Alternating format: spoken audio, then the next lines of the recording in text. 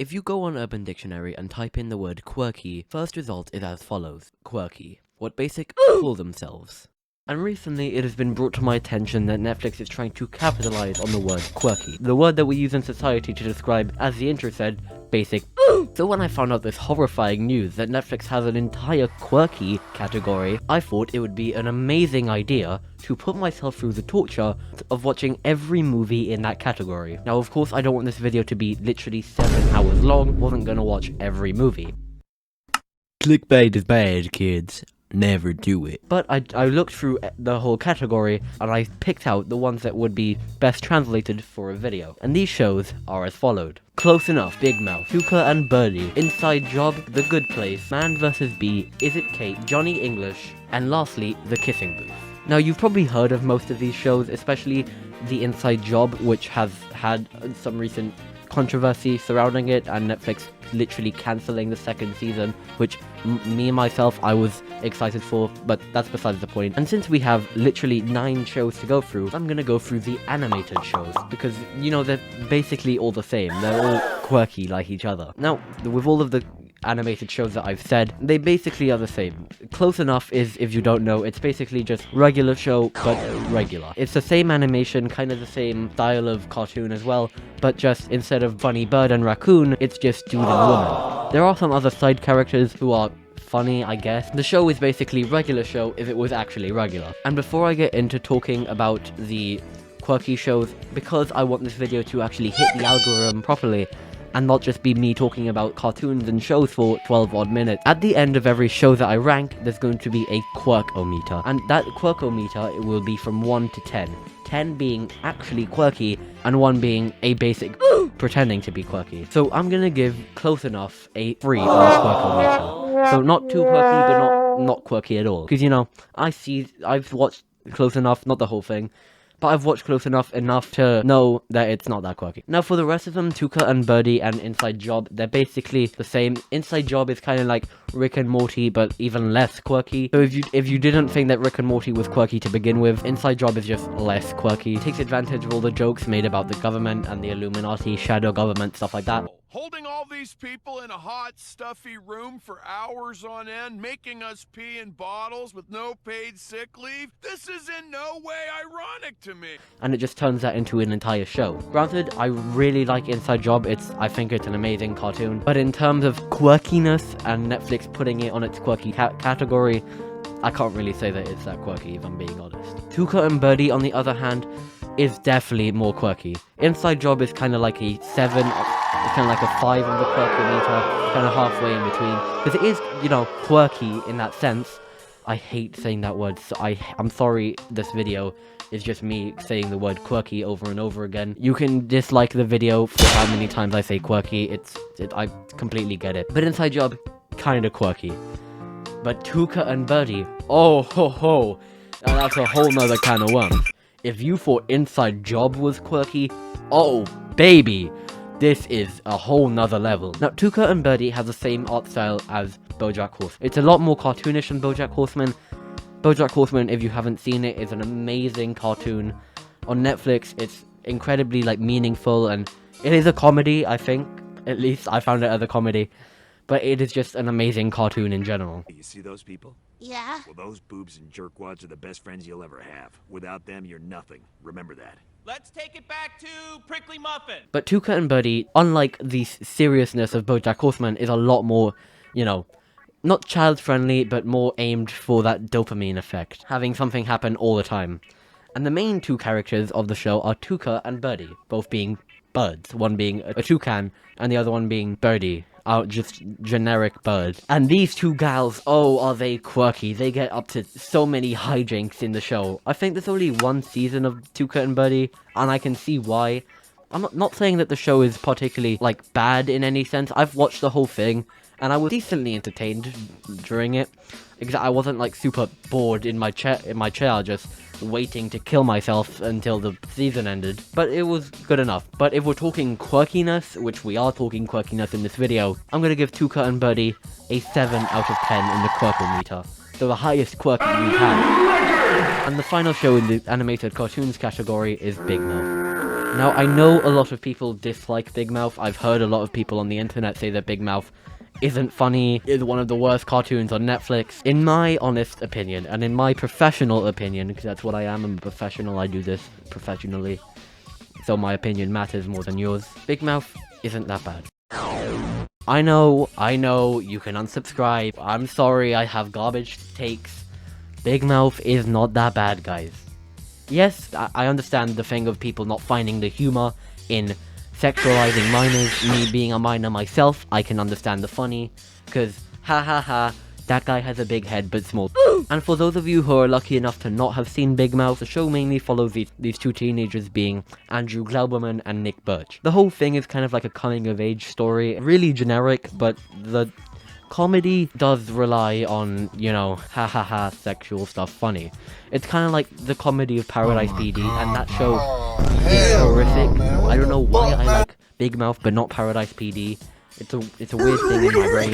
Anyways, I'm gonna stop ranting about Big Mouth, because this video isn't about them. But I'm giving Big Mouth a 7 on the Quirky too. So the final standings for the animated cartoon round is Close Enough having a 3 out of 10 on the Quirkometer, Inside Job having a 5, Tuka and Buddy having a 7, and Big Mouth having a 7. Pretty good round. Next is a personal favorite of mine, The Good Place. Now, The Good Place isn't an animated show, but I'm sure a lot of you watching this have watched The Good Place. It's basically this show of this group of people goes to heaven, and they just have the time of their lives until things go wrong in heaven, and they eventually find out that it's not heaven. It's a form of hell made for them to have psychological torture instead of physical. I can't really explain the show properly, I can't give it justice by just talking about it, but I highly recommend that you watch it. The ending is the best part by far. I'm going to focus mainly on season 1, because that's really where the Quirky stands out. Now, the comedy in the show isn't really too funny. I found it funny enough, but I wasn't cackling in my chair, you know. My socks weren't flying off from the ingenuitive comedy.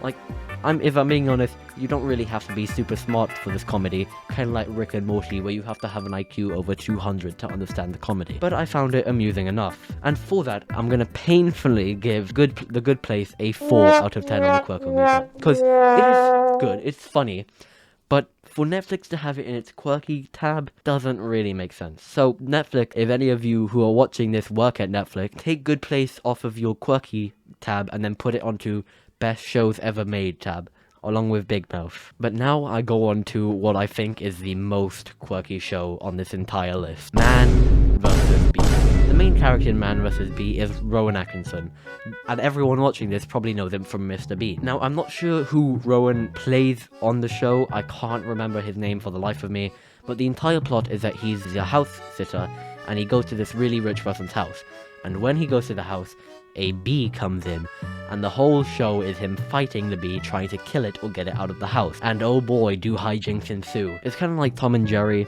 but in real life. And I know that Tom and Jerry in real life does exist with the movie, but that doesn't count. This is Rowan Atkinson, Mr. Bean. And for the remainder of me talking about him, I'm gonna call him Mr. Bean, because Rowan Atkinson is hard to say over and over again. Now, Mr. Bean ends up destroying the house at the end, and is even on the thumbnail of this video. So he has to be quirky, right? Well, dear viewer, I'm telling you, this show is quirky. It didn't exactly have me cackling in my chair with the comedy, because it was mainly slapstick. You know, him hitting stuff, him breaking things, him setting things on fire, a lot of slapstick. But if we're talking quirkiness, which we are, Man vs. Bee is a 9 out of 10 on the Quirkometer. So, very quirky. I don't think anything is really gonna beat it, mainly because I made this, and nothing does beat it. Oh no, that was a spoiler!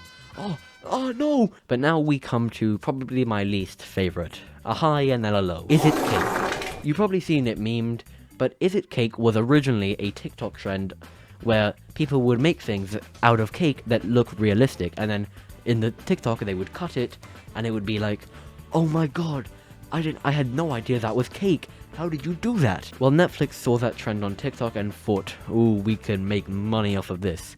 So they made an entire show of the same thing happening over and over again. And the whole show, I think there's a couple seasons of it, is just people going on the show, there being things made of cake and then things that are real, and then they have to guess what is real and what is cake. that is the entire show. I think there's like 3 or 4 seasons of it. It's the most mind-numbing thing ever. And the episodes are like 5 minutes. They're decently long episodes. So if you're really wanting that dopamine hit of just things happening after things happening after things happening over and over again and the same thing happening, watch Is It Cake. Just know that your brain will lose wrinkles as watching. So, because of its mind-numbing effect, I'm giving Is It Cake a 1 on the Quirkometer.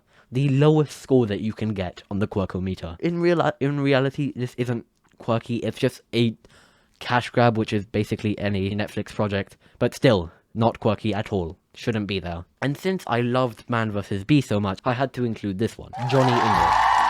If you've ever watched James Bond, and it's a very serious movie, it's like heist movies. I don't know exactly what James Bond is, I've never watched any of the movies. But Johnny English is, in the simplest form, James Bond, but quirky. Now, it's played by Rowan Atkinson, again, Mr. Bean, and it's literally just James Bond, but Mr. Bean. Again, a lot of slapstick, because that's really Rowan Atkinson's type of comedy. So if you've seen a lot of Mr. Bean, it kind of gets, the jokes are kind of repetitive, but in itself it's pretty funny. I've watched it maybe once or twice. It's okay. I would say the James Bond movies are better, even though I haven't seen them, but nothing too special. And because it's nothing too special, I'm giving it a 5 out of 10 on the Quirkometer. Sorry, Mr. Bean. But lastly, the big hitter of the video, the one that will get the clicks, and this will be the most replayed part of the video, the kissing booth. If you haven't seen the kissing booth, don't. Just watch the Danny Gonzalez video on it. That's honestly what I did. But the kissing booth is basically just any teen romance movie, but produced by Netflix. If you've ever watched a Disney Channel original movie, it's just that, but Netflix made it, so it's a bit more mature. Now, the plot of the kissing booth is that there's these 2 best friends they've been friends since they were kids. One of the friends, the female friend, has a crush on the male friend's brother. And that's a whole nother plot line, but the main bit is that they both go to a school together, and for that school, they need a fundraiser. Their big Jimmy Neutron brain blast idea is to make a kissing booth. Similar to a photo booth, but you get the idea. It's nothing too special, it's just another Netflix movie, and since they made this kissing booth, the whole hijink that ensues is that the best friend's brother goes into the kissing booth, and then blah blah blah. It's very simple plot. If you really want more detail, which I'm not gonna give here, just watch the Danny Gonzalez video, and I'll link it in the description, because it's a very good video that he made, and despite him making a good video on the movie is not good. And despite the movie having its flaws, which believe me it does, and we're talking quirkiness, this movie does have quite a lot of it. You know, a teen coming-of-age romance movie, oh, that's a jam-packed full of quirkiness. So for the final rating of Puuwks' Quirkometer 2023, I'm giving The Kissing Booth a 6 out of 10 on the Quirkometer. That's pretty much it. Thank you for listening to me ramble for like 15 minutes, and I hope you enjoyed the video.